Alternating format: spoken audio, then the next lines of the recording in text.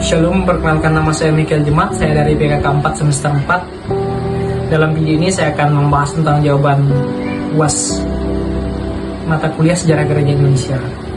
Adapun soal yang pertama, jelaskan apa tantangan, hambatan, dan peluang Gereja Katolik di era globalisasi. Tantangan Gereja Katolik di era globalisasi: kemajuan teknologi informasi yang sangat cepat menuntut gereja untuk mampu beradaptasi dan hadir dalam ruang digital. Relativisme moral dan budaya, nilai-nilai kebenaran sering dianggap sebagai subjektif, menyulitkan gereja dalam menyuarakan ajaran moral yang tegas. Arus sekularisme, kehidupan religius dan spiritual semakin tergeser oleh gaya hidup duniawi dan konsumtif. Persaingan ideologi dan pemahaman agama, meningkatnya pluralisme, menuntut gereja untuk tetap berdiri teguh namun dialogis. Adapun hambatan Gereja Katolik di era globalisasi: yang pertama, kurangnya tenaga pastoral, terutama imam dan katekis di wilayah-wilayah terpencil atau wilayah berkembang. Keterbatasan infrastruktur digital dan teknologi. Di banyak wilayah pelayanan Gereja Katolik, terutama di pedesaan atau daerah pelosok. Ketidaksiapan sebagian umat dalam menghadapi gempuran budaya luar, sehingga mudah terpengaruh gaya hidup yang bertentangan dengan iman Katolik. Kurangnya pemahaman umat tentang ajaran sosial gereja, sehingga sulit mengintegrasikan iman dengan kehidupan sosial nyata. Selanjutnya ada diskriminasi atau intoleransi dalam berbagai konteks sosial politik yang membatasi peran gereja secara terbuka. Adapun peluang Gereja Katolik di era globalisasi: yang pertama, evangelisasi digital. Media sosial, web, dan aplikasi digital bisa digunakan untuk menyampaikan ajaran sosial gereja secara luas dan kreatif. Kolaborasi lintas agama dan budaya, terbukanya ruang dialog dan kerjasama dalam isu-isu sosial, lingkungan, dan pendidikan.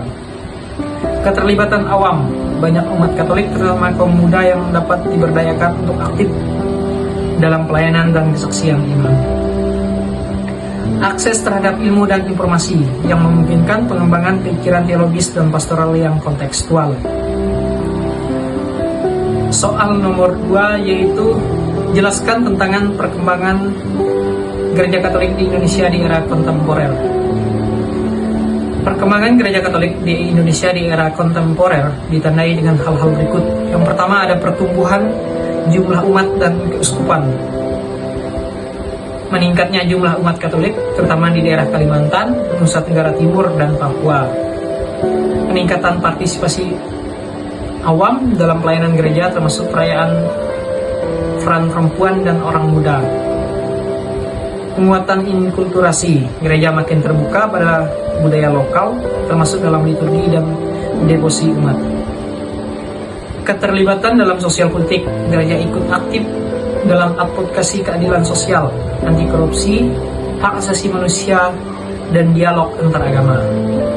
Pendidikan dan kesehatan, gereja terus mengelola sekolah, rumah sakit, dan kerja sosial lainnya demi pelayanan umat. Soal nomor 3, jelaskan hubungan Gereja Katolik dengan pemerintah dan agama lain di zaman sekarang. Pertama, hubungan Gereja Katolik dengan pemerintah. Hubungan Gereja Katolik dengan pemerintah umumnya baik dan saling menghormati, terutama dalam konteks Pancasila sebagai dasar negara. Gereja ikut mendukung program pemerintah di bidang pendidikan, kesehatan, dan sosial masyarakat. Gereja berperan sebagai suara moral, memberi kritik yang membangun terhadap kebijakan yang tidak sesuai dengan keadilan sosial. Hubungan Gereja Katolik dengan agama lain: yang pertama, aktif dalam dialog antar agama melalui forum-forum seperti Forum Kerukunan Umat Beragama atau FKUB, terlibat dalam kegiatan lintas agama seperti doa bersama, kerja sosial, dan tangkap bencana. Mendorong kerjasama, damai, dan toleransi dalam kehidupan masyarakat majemuk. Mengedepankan prinsip inklusivitas dan dialog tanpa kehilangan identitas iman Katolik. Soal nomor 4, jelaskan tentang ajaran sosial gereja atau ASG. Ajaran sosial gereja atau ASG adalah refleksi gereja atas realitas sosial, politik, dan ekonomi dalam terang Injil yang bertujuan mewujudkan keadilan, perdamaian, dan kesejahteraan bersama. ASG bersumber dari kitab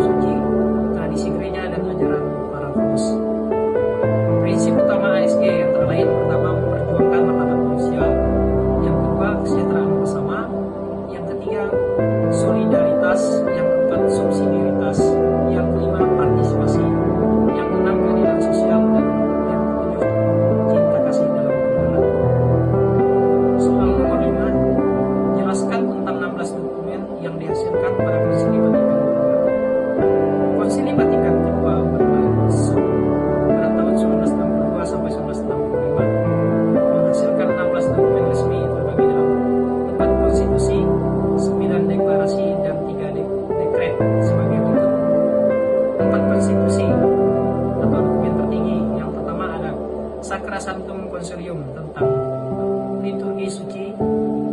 Yang kedua ada Lumen Gentium tentang gereja. Yang ketiga ada De Verbum tentang wahyu ilahi. Yang keempat ada Gaudium et Spes atau tentang gereja dan dunia modern. 9 deklarasi ada yang pertama Gravissimo Education atau tentang pendidikan Kristen. Yang kedua ada Nostra Aetate tentang hubungan gereja dengan agama-agama lain.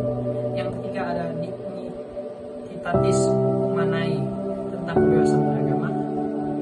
Yang keempat ada Inter Mirifica tentang media sosial. Yang kelima ada Perfectae Caritatis tentang pembaruan hidup religius. Yang keenam ada Optatus tentang pembinaan iman. Yang ketujuh ada Unitatis Redintegratio tentang ekumenisme. Yang kedelapan ada Caristus Dominus tentang pelayanan para uskup.